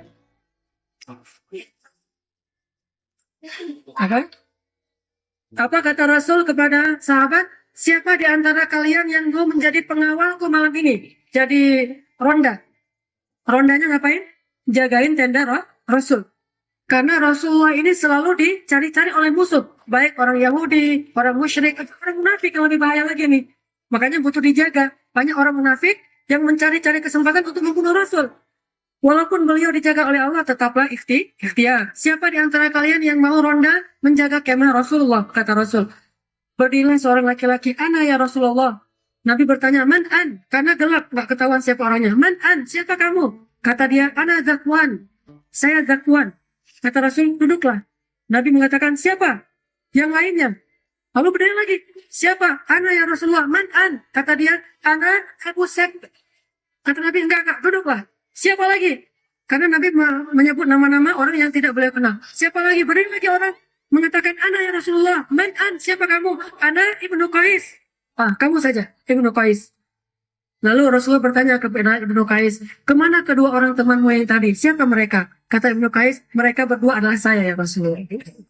Ternyata 3 kali, tiga-tiganya orang yang sama dengan nama yang berbeda. Pertama, dia juga berdiri, ada ya Rasulullah. Siapa kamu? Zakwan, emang nama dia. Terus dia duduk. Karena Rasulullah mencari orang lain. Siapa? Saya ya Rasulullah. Siapa kamu? Ibnu anak Abu Seb. Abu Seb itu nama anaknya. Saya bapaknya si Fulan. Kan dia juga kan? Kayak saya misalnya menyebut nama anak laki-laki saya. Terus duduk lagi. Nabi bertanya, siapa yang lain? Saya Rasulullah. Siapa kamu? Ibnu Qais. Ya dia juga. Pelajarannya apa? Bahwa mereka selalu berlomba-lomba dalam kebaikan, mengambil tugas-tugas dakwah, walaupun dengan kecerdikan yang luar biasa, sampai Nabi aja dalam tanda petik dikerjain. Dalam tanda petik ya, bukan dikerjain benar, artinya dia berusaha. Sampai Nabi menunjuk orang yang sama, karena dia di tengah kegelapan. Saya Rasul. Ini juga pernah terjadi dalam perang Khaybar. Ketika Nabi SAW mengatakan bahwa besok saya akan berikan bendera ini, bendera yang dipegang oleh Nabi itu adalah jubahnya Aisyah. Waktu itu bendera kaum muslimin diambil dari jubah Aisyah, dikibarkan. Ini bendera kaum muslimin, jubahnya Aisyah. Kata Nabi, bendera ini akan saya berikan kepada orang yang di tangannya lah Allah berikan kemenangan kepada kita. Para sahabat berdiri secara bersaf gitu. Tiba-tiba ketika Nabi bilang itu, Umar langsung maju ke depan. Biar dia paling kelihatan di antara sahabat yang lain. Biar saya aja yang disuruh. Dalam hati Umar, dia maju ke depan. Yang lain kan di belakang nih. Rasulullah ngelihat Umar maju ke depan, senyum. Ternyata Rasulullah ngasihnya kepada siapa? Ali bin Abi Thalib, bukan Umar. Walaupun Umar yang maju ke depan, lihat. Mereka ingin menonjol dalam kebaikan supaya disuruh sama Rasulullah. Begitu juga Ibnu Abdi Qais. Sehingga kata Nabi, siapa di antara kalian yang ingin melihat ahli surga? Siapa di antara kalian yang ingin melihat ahli surga yang berjalan di muka bumi? Lihatlah Ibnu Abdi Qais, ahli surga yang berjalan di muka bumi. Setelah Zakwan mendengar berita bahwa dia termasuk ahli surga, maka dia selesai tugasnya meronda di malam itu. Paginya dia buru-buru pulang ke rumah istrinya. Dia bilang, wada'an. Selamat tinggal wahai keluargaku. Mau'idukumul qiyamah. Bukan jannah, qiyamah. Kita akan ketemu lagi nanti di akhirat. Kata Zakwan, dia berpisah dengan istri dan anak-anaknya. Kita akan ketemu lagi nanti di akhirat. Lalu Zakwan berperang dalam perang Uhud. Lalu dia terbunuh syahid, termasuk salah satu syuhada Uhud. Dan dia min ahlil jannah. Zakwan. Siratal ladzina an'amta alaihim. Kemudian ada kisah yang terkenal, yaitu kisah seorang sahabat yang bernama Ukasyah bin Muhsin. Mungkin sebagian kita nggak asing dengan nama ini. Nabi SAW bersabda, nanti di akhirat di antara umatku ada 70.000 orang yang masuk surga tanpa hisab, tanpa azab. Gak dihisab, gak diazab. Masya Allah. Ternyata bangun dari kubur, melewati padang mahsyar langsung ke surga. Tidak ada hisab. Langsung loncat ke surga. Termasuk was-sabiqun as-sabiqun sullatun minal awwalin wa qalilun minal akhirin. Ya, was-sabiqun as-sabiqun ulaikal muqarrabun. 70.000 orang masuk surga tanpa hisab, tanpa azab. Para sahabat bertanya, siapa? Kata Nabi, hum alladzina la yastarqun. Tidak pernah datang ke dukun. Tidak mau dijampi-jampi oleh dukun. Yastarqun itu dijampi, didoain dengan isim segala macam. Dikasih balutan kertas yang di dalamnya nanti ada bahasa Arab tapi nggak bisa dibaca pakai bahasa Arab. Kemudian dikasih air bunga, dikasih berbagai jimat segala macam. Ini nggak pernah dia lakukan, nggak pernah ke dukun. La yastarqun, syarat pertama. Syarat kedua, wala yatatayyarun, nggak percaya sial. Apakah bulan Safar sial? Nggak. Apakah hari Rabu sial? Nggak. Apakah warna merah sial? Nggak, dia nggak percaya sial. Jangan nanam cabai depan rumah. Nanti rumahnya panasan sial terus. Ternyata sekarang yang nanam cabai beruntung kan? Harga cabai mahal. Di Tuban, di tempat saya, ketika saya pulang kemarin, banyak petani cabai beli motor baru. Karena harga cabai melambung kan? Sementara cabai lagi panen, mereka langsung beli motor baru. Ada yang beli Vario, segala macam. Kaya raya langsung. Nanam cabai depan rumah. Nggak percaya dengan sial. Atau jangan pelihara burung ini. Atau peliharalah burung ini. Dan segala macam kesialan-kesialan. Jangan duduk di atas bantal. Jangan berbaring di depan rumah. Nanti kalau lewat elang ibunya mati. Macam-macam kepercayaan. Inna tatayyarna bikum la illam tantahu lanarjumannakum. Surat apa? Yasin. Kita rajin baca Yasin tapi masih percaya sial. Padahal di surat Yasin dijelaskan jangan percaya sial. Tatayyur wala yatatayyarun. 2. 3. Wala yaktawun, tidak menyetrika tubuhnya. Apa tidak menyetrika tubuhnya? Tidak membuat tato. Syarat ketiga masuk surga tanpa hisab, tidak membuat tato. Sekarang keren banget tato tuh. Padahal itu menghilangkan tiket ke surga. Wala yaktawun, tidak buat tato. Dan yang keempat, wa ala rabbihim yatawakkalun. Mereka benar-benar tawakal dan berserah diri kepada Allah. Setelah Nabi menjelaskan 4 ciri ahli surga tanpa hisab ini, seorang sahabat bernama Ukasyah berdiri berkata, ya Rasulullah, doakanlah agar aku termasuk di antara mereka. Apa kata Nabi? Ya Ukasyah, engkau memang termasuk salah satu di antara mereka. Masya Allah. Langsung dapat tiket. Engkau memang termasuk salah satu di antara 70.000 orang. Sehingga sekarang tersisa 69 ribuan orang. Itu juga udah dibagi-bagi. Entah berapa yang tersisa. Makanya kata Allah, Sullatun minal awalin, dulu banyak. Sekarang, wa qalilum minal akhirin. Tinggal dikit. Jadilah yang sedikit. Dan insya Allah halaqah kayak gini nih, termasuk yang sedikit kan? Coba bandingkan halaqah ini dengan acara di gazebo pas malam minggu. Banyak kan Mama? Kan banyak gazebo, ini sedikit. Gazebo ribuan orang, di sini cuma belasan orang. Berarti wa qalilum minal akhirin. Insya Allah, mudah-mudahan termasuk yang sedikit. Amin. Ini Ukasyah. Jadi kita dari cerita Ukasyah, siratul mustaqimnya adalah jadilah yang sedikit di tengah-tengah umat yang carut marut dan banyak fitnah seperti sekarang. Istiqomahlah dan sabarlah walaupun kita sedikit.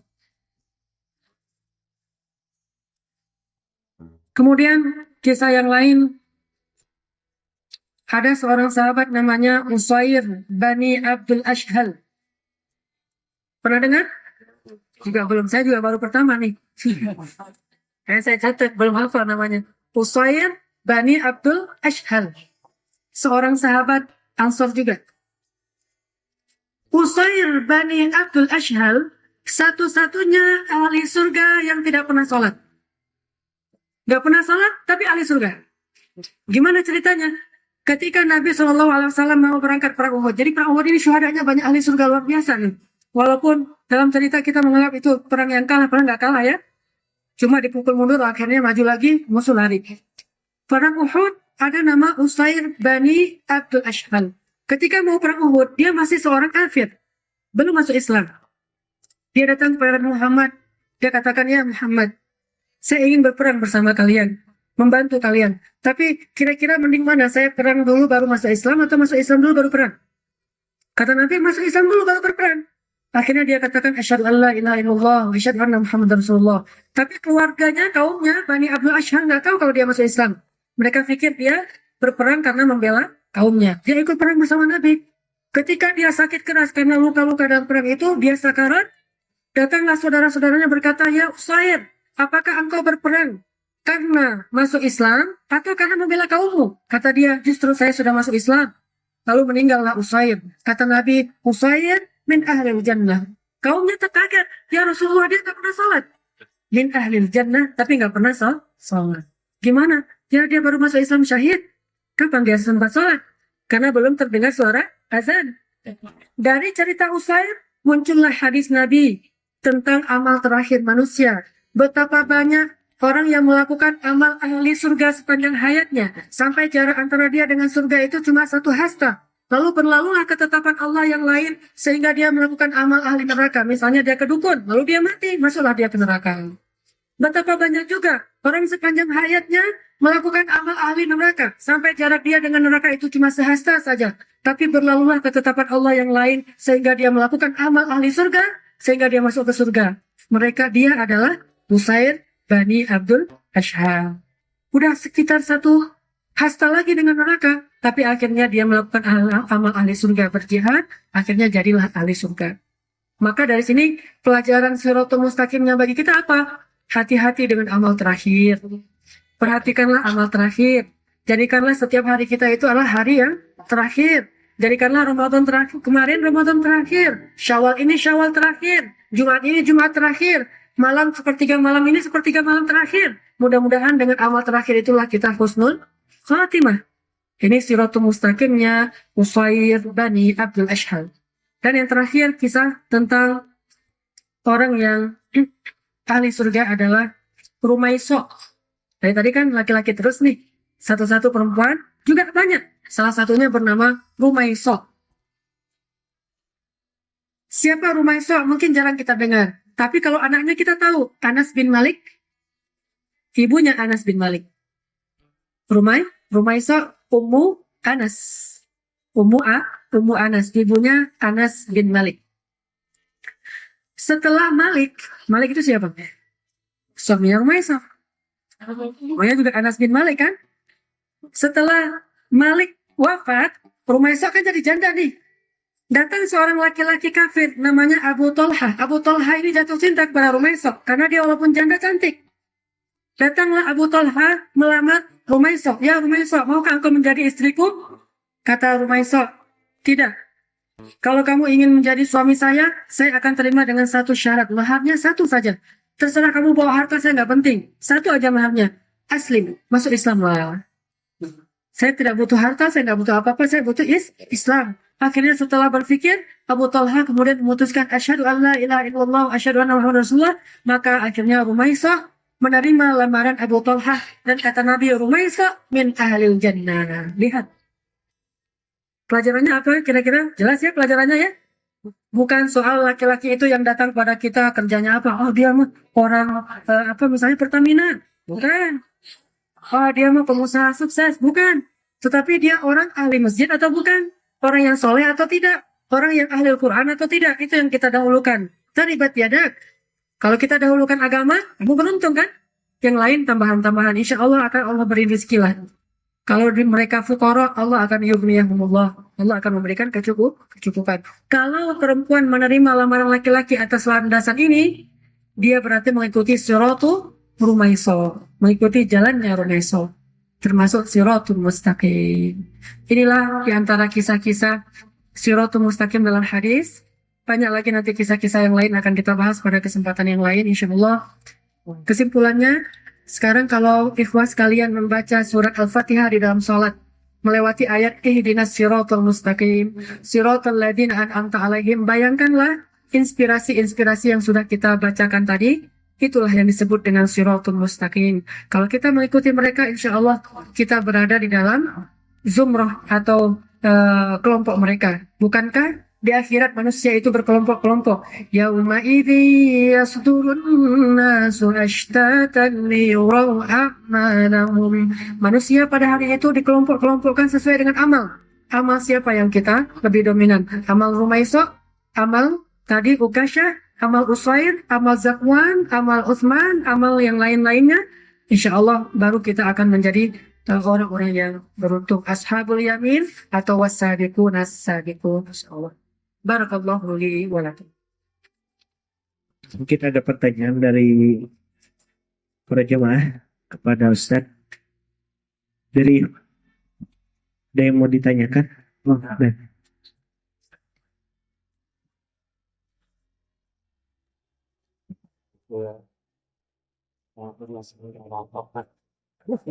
Pak Ustadz, bagaimana supaya amal kita kan tadi sekali lagi masuk di surga gitu ya, akhirnya ke neraka. Bagaimana supaya tetap amal kita tuh surga dan akhirnya juga surga gitu. Jadi aduh ini di surga tapi akhirnya ke neraka gitu. Terima kasih. Maksud dari hadis itu adalah pertama agar kita tidak berpuas diri dengan amal yang sudah kita lakukan. Dan agar kita tidak berputus asa dengan dosa yang sudah terlanjur kita lakukan. Itu maksud dari hadis. Kalau dia beramal saleh, jangan berpuas diri dulu. Karena kita nggak tahu amal terakhir kita gimana. Itulah yang dicontohkan oleh Umar bin Khattab. Dia udah banyak amal tapi masih sedih. Dan itulah maksud dari surat Al-Mu'minun ayat 60. وَالَّذِينَ يُؤْتُونَ مَا آتَوْا وَقُلُوبُهُمْ وَجِلَةٌ أَنَّهُمْ إِلَى رَبِّهِمْ رَاجِعُونَ أُولَئِكَ يُسَارِعُونَ فِي الْخَيْرَاتِ وَهُمْ لَهَا سَابِقُونَ. Orang yang banyak beramal soleh, hatinya masih takut. Maka dia bersegera dalam amal soleh yang lain, nanti di akhirat dia yang bersegera masuk surga. Maksud dari hadis tadi, walaupun kamu udah banyak amal, jangan langsung berpikir kamu pasti masuk surga. Kita masih khawatir gimana nanti kalau akhir hayatnya berubah. Maka terus beramal saleh. Tapi kalau kita udah terlanjur banyak dosa, jangan pula berputus asa. Bisa jadi amal terakhir kita inilah yang menyebabkan kita berbalik arah ke surga. Itu maksud hadisnya. Ini orang tua itu kan calon suami misalnya lihatnya soleh tapi belum bekerja, itu kan juga kita di dunia juga perlu. Nah ini bagaimana ini ya, banyak problem ibu rumah tangga memilih calon suami anaknya tuh banyak. Yang perlu, ini pengalaman, bukan jawaban dari ilmu ya, pengalaman. Pilihlah seorang laki-laki yang bertanggung jawab. Terserah dia udah bekerja, alhamdulillah. Kalau belum bekerja tapi bertanggung jawab. Cari seorang laki-laki, cari tahu tentang dia. Kan kita nggak memilih jodoh itu kayak sekedar nyoblos di pemilu kan. Nyoblos pemilu aja kita cari tahu siapa yang mau kita coblos kan. Kita pelajari dulu caleg-calegnya, nggak sembarangan. Oh ini ganteng, coblos. Enggak. Begitu juga, apalagi calon suami. Ini untuk akhir hayat kita sampai seumur hidup. Maka pelajari dia. Kalau orangnya bertanggung jawab, akhlaknya baik, insya Allah kita punya modal yang besar nih. Terserah dia udah bekerja atau belum. Kalau belum bekerja, insya Allah orang yang bertanggung jawab gak akan menyia-nyiakan tanggung jawabnya. Kalau udah bekerja, insya Allah dia nggak akan gagal dengan pekerjaannya. Tapi kalau orangnya nggak bertanggung jawab dan akhlaknya nggak baik, walaupun kaya, nggak usah. Pasti sengsara. Walaupun dia kaya, kalau akhlaknya jelek, nggak bertanggung jawab. Makanya istri saya pernah bilang ke saya tanya, kamu dulu kenapa nerima saya? Kan dulu saya nggak ada kerjaan, nggak jelas kerjaan saya. Masih di Mesir, kan mahasiswa nih. Mahasiswa kan modal dengkul. Datang-datang modalnya wajah doang tuh. Wajah juga nggak ini amat. Ya datang aja, senyum-senyum gitu. Kamu mau nggak nikah sama saya? Karena udah dihubungkan oleh Ustadz, saya langsung lamar kan. Pekerjaannya nggak tanya, mau kerjanya apa? Nggak, karena serabutan. Jual bakso, catering, money changer keliling, ya kayak ayat cinta lah. Memang kayak gitu pekerjaannya, nggak jelas pekerjaannya. Jadi kayak gitu kerjaannya. Tapi karena dia mungkin dikenalkan oleh Ustadz, wah ini orangnya baik, saya kenal dia segala macam, akhirnya dia cuma nina, tenang. Oh ya udah, setelah kita menikah, saya nggak berdiam diri dong. Alhamdulillah, ketika saya di Mesir, sejak menikah malah banyak bisnis-bisnis yang berkembang terus sampai catering saya kalau ada acara bazar, terutama bazarnya mahasiswa Malaysia kan banyak banget tuh 12.000 orang. Kalau mahasiswa Indonesia sekitar 6.000 orang, ini 2 kali lipatnya. Saya selalu pakai stand bakso saya laris-laris. Ada yang datang, kalau datangnya pagi saya kasih baksonya 8. Kalau datangnya siang 10. Kalau datangnya sore 15. Jadi sehari baksonya beda-beda porsinya tuh. Yang datangnya, kok sih banyak banget kok. Makin banyak yang datang, makin banyak saya kasih. Saya pikir biar cepat habis, ternyata untung juga. Mau berlipat ganda, alhamdulillah bisa bertahan. Dan pulang ke Tuban, waktu itu istri saya dari orang Tuban, saya buat bisnis pulsa. Saya buka pulsa sampai saya ngajar di SD. Kan kalau ngajar di SD kan nggak bisa mengandalkan gaji ya. Untuk transport aja habis. Saya pakai bisnis pulsa. Terus sampai ke Bandung, saya cetak buku segala macam. Orang yang bertanggung jawab nggak akan membiarkan istrinya terlantar. Itu yang dicari. Alhamdulillah bertanggung jawab sudah bekerja. Tapi kalau nggak bekerja, aman lah pokoknya. Cari tahu orang yang akhlaknya mulia dan bertanggung jawab. Kalau laki-laki itu yang paling penting. Kalau perempuan nanti lain lagi penilaiannya. Nggak usah cari yang bekerja juga. Atau yang intinya adalah akhlak, tanggung jawab, agama itu yang melengkapi atau inti dari semua itu. Ya, ya Ibu.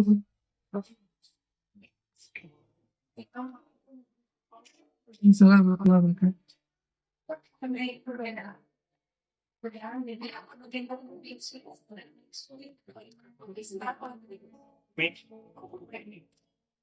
Syiah, ya, Syiah dan Islam. Karena Syiah bukan Islam. Sunni ya Islam, berarti Islam ya Sunni ya. Jadi nggak ada pecahan lagi. Islam ya Sunni, nggak ada pecahan lain. Syiah ya termasuk aliran sesat. Tetapi adapun kafir, kita nggak berani, saya nggak berani mengkafirkan orang. Ini para ulama, tetapi kesesatannya banyak. Bahaya Syiah, bahaya banget. Lalu bagaimana sikap kita? Kita perangi? Enggak. Kecuali mereka perangi kita seperti di Suriah. Kalau nggak diperangi, jangan diperangi. Nggak boleh kita memerangi orang lain yang nggak mengangkat senjata pada kita. Jangankan Syiah, orang kafir aja nggak boleh ya. Apalagi Syiah yang sesat. Wallahu alam tentang kafirnya. Karena memang mereka juga banyak sekte. Ada yang memang sektenya bisa disebut kafir, ada yang belum kafir tapi sesat. Secara umum semuanya Syiah itu sesat. Dan kesesatannya fatal. Dari sisi akidah, dari sisi sejarah, dari sisi syariah, dari sisi ibadah, dari sisi politik, dari sisi dakwah, dari banyak sisi sesat banyak sekali. Dan aneh. Sehingga kalau kita menyikapi mereka dengan waspada, menjauh, kita selamatkan yang bisa kita selamatkan, kita nasihati yang bisa kita nasihati, kita tarik kembali yang sudah keluar dari jalur, tapi jangan pula kita terpancing untuk bertindak secara berlebihan sehingga malah jadi bumerang bagi kita. Karena mereka memancing kita. Sekarang di Indonesia kok mereka kalem-kalem aja? Karena masih sedikit. Belum menunjukkan taringnya. Tapi ketika mereka udah mulai berkuasa, nanti mereka akan tunjukkan bagaimana mereka yang sesungguhnya. Sedangkan mereka ke kita, mereka menyebutnya kita kafir. Kalau sudah kafir, halal darahnya, halal hartanya. Tapi kita tidak pernah mengkafirkan mereka kecuali sebagian kecil saja. Sehingga untuk saudara kita yang dari Syiah ini, kita perlu melihat situasinya. Di Suriah, ya kondisinya kayak gitu, ya berarti perang. Sedangkan di Indonesia, tidak perlu berperang, tetapi kita terus menjaga orang-orang yang bisa kita jaga dengan mempelajari Islam yang benar. Ya, perang pemikiran paling tidak sampai kepada perang fisik. Janganlah, mudah-mudahan jangan sampai terjadi. Kalaupun terlanjur atau terjadi di beberapa daerah, mudah-mudahan bisa cepat damai, tetapi bukan berarti kita membiarkan mereka berkembang. Jangan dibiarkan, karena bahaya. Makin besar, makin mengancam umat Islam. Sejarahnya panjang dan kelam sekali, jadi perlu kita waspada. Ya.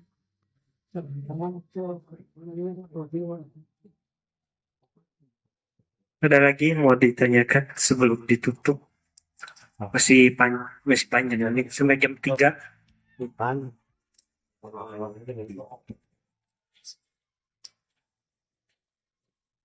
Bismillahirrahmanirrahim. Begini Ustadz, kan saya tuh pernah dengar katanya tuh tidak akan pernah masuk surga seseorang bila dalam hatinya itu ada sedikit kesombongan. Nah, kita tuh kan sering banget ya yang namanya tuh sombong secara sadar ataupun enggak. Kalau misalnya pas dan kesombongan itu sering munculnya itu ketika dipuji sama orang gitu kan. Nah, kalau misalnya pas dipuji gitu, apa yang kita lakuin tuh dilanjutin aja atau di stop? Terus itu yang pertama. Terus yang keduanya tuh kan penyakit hati tuh banyak ya, nggak cuma sombong. Dan apa ya?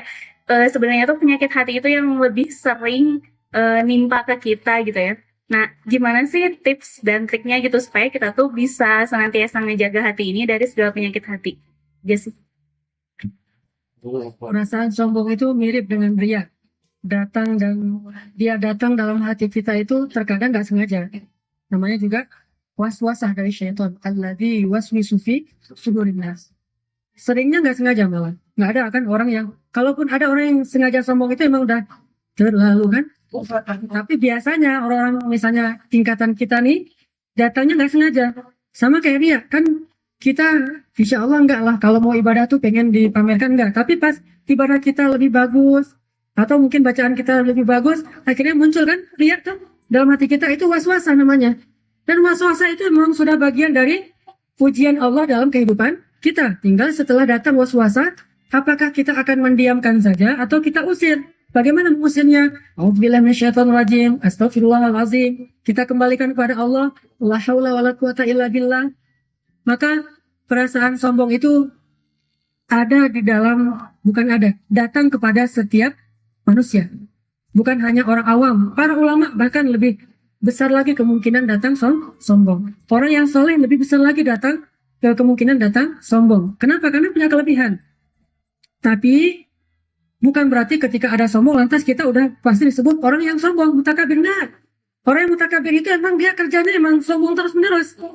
Makanya ada yang disebut dengan orang yang berdusta, ada yang disebut dengan pendusta.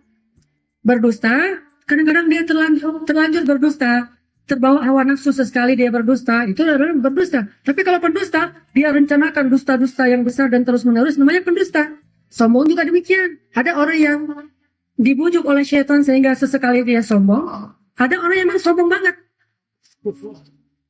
Ada orang yang mustakbirun, orang yang memang sombong. Di antara orang yang sombong banget ini Fir'aun, kemudian Abu Jahal, kemudian Walid al-Mughirah, kemudian Qarun. Ini memang orang yang sombong. Tapi kalau sesekali sombong muncul dan pergi, maka kita banyak istighfar saja.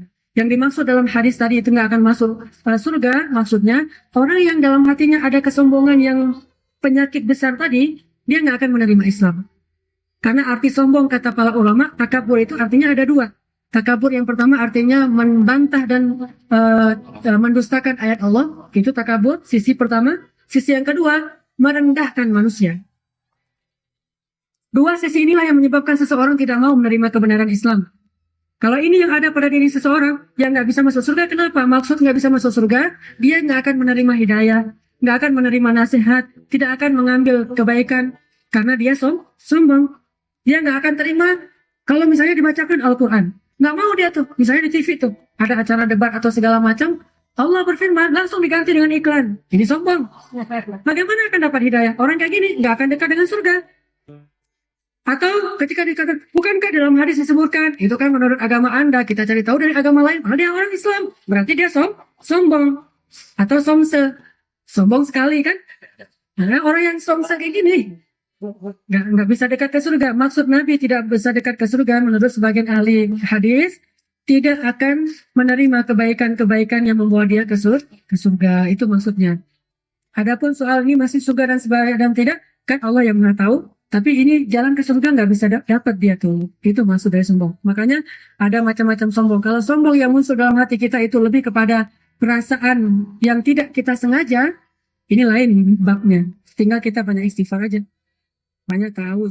Karena itu udah resiko dari suatu kelebihan. Atau kadang-kadang kita aja merasa lebih, padahal nggak ada kelebihan apa-apa. Muncullah sombong gitu ya. Istighfar aja. Tapi kalau kesombongannya kayak tadi sampai tidak mau menerima ayat Allah karena merasa bahwa dia lebih moderat, dia punya ilmu sains, dia seorang saintis, seorang ahli, sehingga Al-Quran nggak penting bagi dia, hadis nggak penting bagi dia, yang penting adalah pembuktian ilmiah. Sombong kayak gini tidak akan dekat ke jalan surga.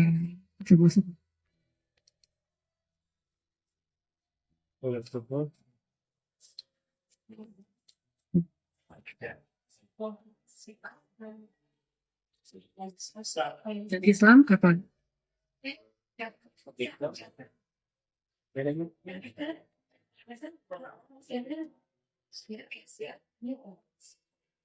Itulah perbedaannya dengan kita. Orang Syiah ada kaidah namanya taqiyah. Taqiyah itu bolehnya berbohong untuk menyembunyikan identitas kesyiahannya. Yang lebih jelas lagi ketika seseorang dibaiat masuk agama Syiah, syahadatnya selain 2 kalimat syahadat yang kita pahami, ada tambahan kalimat lain. Di antaranya meyakini bahwa Ali itu adalah imam, Hasan Husain itu adalah hujah Allah. Kemudian Abu Bakar, Umar, Aisyah, dan Hafsah itu di dalam neraka. Kemudian kita berlepas tangan dari perbuatan Abu Bakar dan yang tadi 4 orang. Dan yang terakhir mereka yaitu kalimat syahadatnya. Dan itu menjadi syarat diterimanya syahadat orang Syiah. Dari pembukanya aja udah kayak gitu, syarat-syahadatnya. Kalau di Indonesia nggak gitu Ustaz, ternyata sama kayak kita. Berarti Syiahnya lebih kepada Syiah hanya namanya saja untuk merusak barisan kaum muslimin. Kalau syahadatnya sama dengan kita, namanya bukan Syiah. Lalu dari mana sisi Syiahnya? Oh, dari sisi sekedar kami kagum kepada Iran, itu bukan Syiah. Itu partisan, simpatisan Syiah. Beda dengan kadar Syiah dengan simpatisan. Simpatisan mungkin macam-macam. Tapi kalau orang Syiah yang sebenarnya ya gitu, syahadatnya aja udah beda. Kemudian nanti masuk kepada rukun iman, yaitu Al-Quran. Bahwa bahwa Al-Quran yang ada di kita hanya sepertiga dari Al-Quran yang sebenarnya. Itu bisa kita temukan.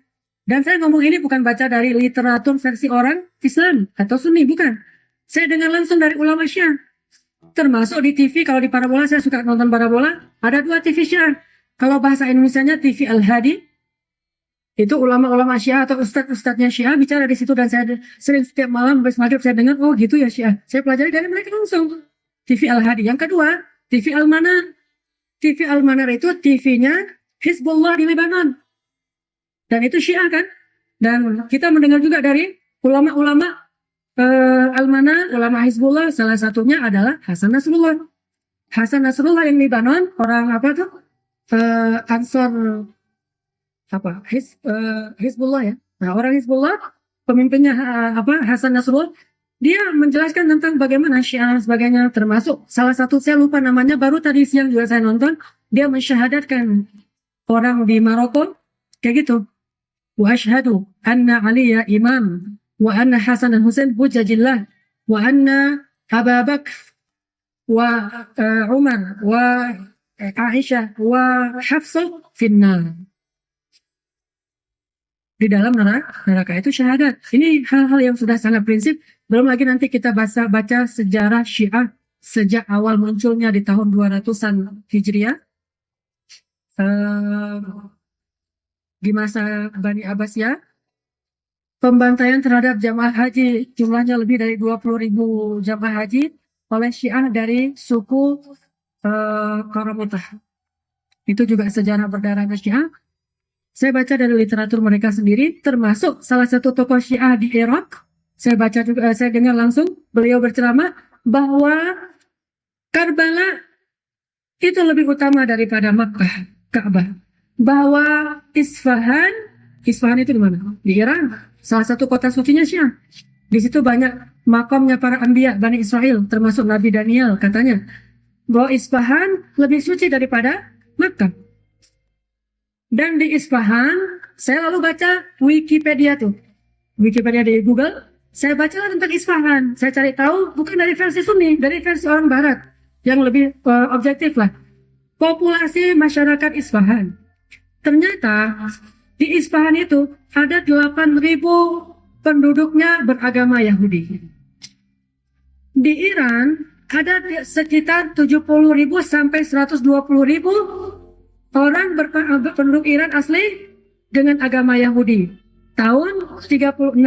Tahun 2012, 120.000 itu tinggal 12.000 saja. Kemana? Semuanya imigran pergi ke Israel. Jadi yang mengekspor manusia, imigran paling banyak ke Israel itu salah satunya adalah orang Syiah, Yahudi. Dan di Iran, orang Syiah, orang Yahudi ini dilindungi oleh konstitusi Iran secara undang-undang. Mereka boleh tinggal di sana. Jadi kalau cerita orang Iran, orang Syiah mau berperang dengan orang Yahudi, itu sandiwara. Biasanya perang antara Syiah dengan Barat ya. Kenapa? Barat kepentingannya kan mereka materialis, kapital. Beda dengan Yahudi. Kalau Yahudi ini ideologis. Kalau Barat kapitalis, ideologi mereka hanya uang. Jadi kalau Suriah mau perang sama Perancis dan Amerika, ya. Tapi kalau Suriah mau perang sama Israel, enggak. Nggak ada cerita Iran, Syria perang sama Israel. Israel itu hanya biar kita ini aja. Tapi kalau mereka perangnya dengan Amerika, mungkin. Namanya juga kepentingan masing-masing kan. Terus kita nggak boleh kerjasama dengan Syria? Boleh. Kalau kepentingannya sama. Misalnya kerjasama dalam bidang ekonomi, kerjasama dalam bidang politik untuk menghalau kepentingan Amerika misalnya, nggak masalah. Tapi dalam bidang akidah dan syariat nggak masalah. Jangankan dengan orang Syiah, dengan orang kafir aja kita boleh kerjasama. Nabi aja bekerja sama dengan Suraqah bin Malik kan dalam hijrah beliau, nggak masalah. Bukan berarti kita nggak boleh kerjasama dengan mereka, bukan. Bahkan dengan Amerika boleh kalau kepentingannya menguntungkan kaum muslimin, dengan siapa aja boleh. Tapi kalau untuk menghancurkan kaum muslimin sendiri nggak boleh, dengan siapapun nggak boleh.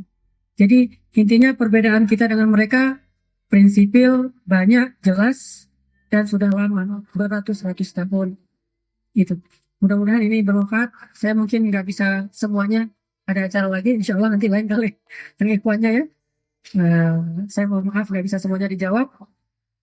Barakallahu li wa lakum. Subhanallah wa bihamdika asyhadu an la ilaha illa anta astaghfiruka wa atubu ilaik. Assalamualaikum warahmatullahi wabarakatuh.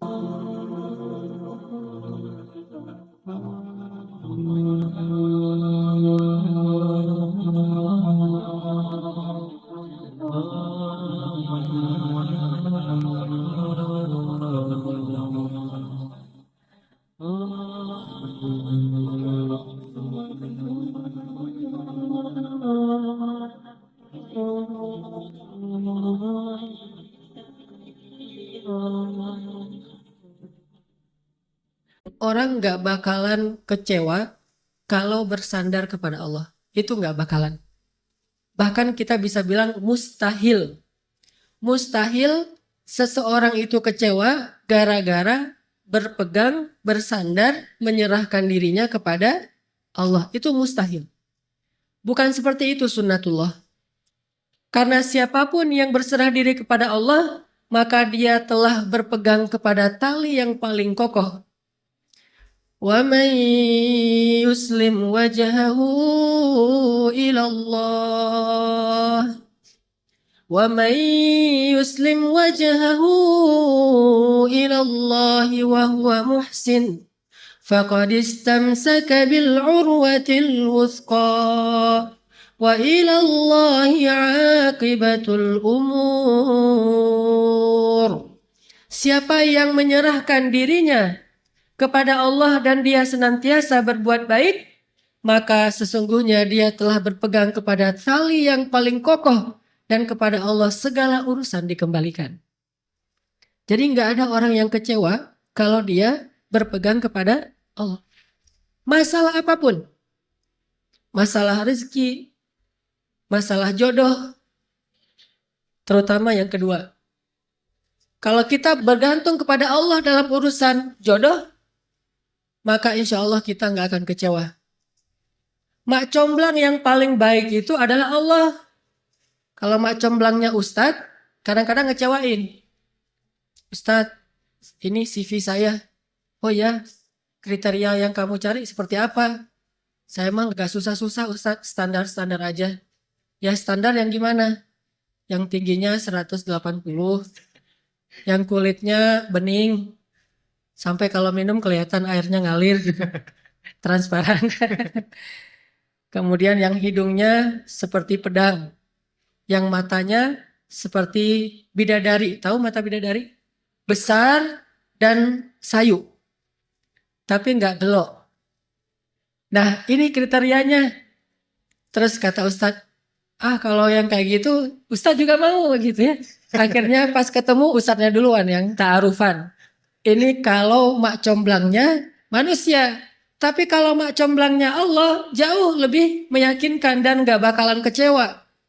Dengan kriteria apapun, wahuwa ala kulli syai'in qadir. Dan kalau Allah menjanjikan yang baik akan ketemu dengan baik, pasti innahu la yukhliful mi'ad. Allah tidak pernah mengingkari janjinya. Masalah apapun, kita harus mengandalkan Allah. Coba deh, selalu ngandelin Allah. Bahasa gampangnya gini, udah tenang aja, ada Allah. Itu.